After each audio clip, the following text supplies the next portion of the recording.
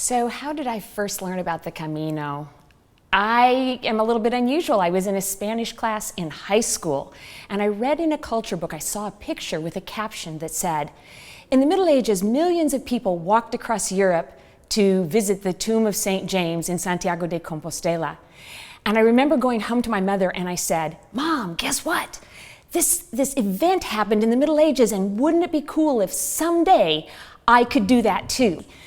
But then my second year of college, I went into my Spanish culture class, and the professor said, "Oh, excuse the beard, excuse how I look, but I just got back from Santiago de Compostela, and in this class we're going to learn about the pilgrimage to Santiago." And I raised my hand and I said, "Oh, when are you going again, and can I go with you?" And so that was my first opportunity to find somebody that had actually done it.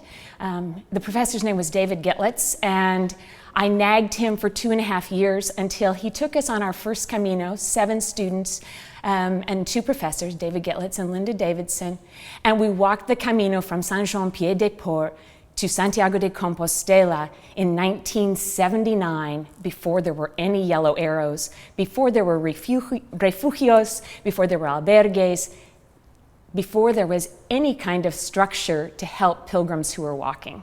And I looked for a topic to study about the pilgrimage. I ended up studying allegorical medieval pilgrimage literature. And then I started investigating things like the Codex Calixtinus, and I wanted to know more. My Latin's not very good. So I had friends that helped me, and we made a translation of the English miracles. Then I later took a group of students. In 1986, we went on the Camino Frances. And then life kind of got in the way, and I didn't come back to the Camino to walk it until 2013, which was a long time, and it had really changed a lot. I had never walked it with yellow arrows, and so didn't know what I was going to find. It's very changed. The first time I walked in 1979, we ran into one other pilgrim, an older French man, who was walking from Paris as a vow from World War II. Now, everybody talks about a Camino family, but back then it was just us, and our Camino family were the people in the pueblos. We talked to priests, we talked to shepherds, we talked to restaurant owners, but we didn't talk to other pilgrims because there just weren't any. People ask me if walking the Camino changed my life, and I said, how could it not? From my time in high school, when I wanted to do that, it became a dream. And then my dream became a reality. And then in my reality, I was able to make my life as a professor studying the Camino and studying medieval history and studying medieval literature and medieval peoples.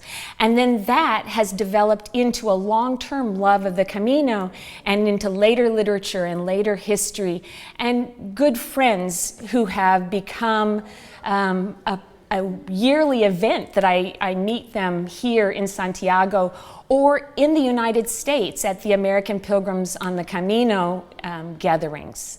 The later years, since the 70s, late 70s and the early 80s, there's been a great interest in the Camino in the United States.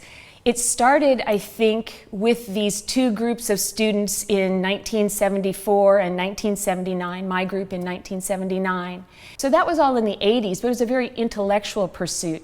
And it's only in the late 80s and early 90s that it became more of a walk for the people, and you didn't have to be a scholar to know about it and to learn about it and to enjoy it. In 1988, I started this Friends of the Road to Santiago newsletter. And then later, in the 1990s, a group of pilgrims who had actually walked the pilgrimage decided that they wanted to get together. And they had heard about the confraternities in Europe, in England, and they wanted to get together just to share their experiences. And so they started having these national gatherings, and they started with 30 people. That was a big group.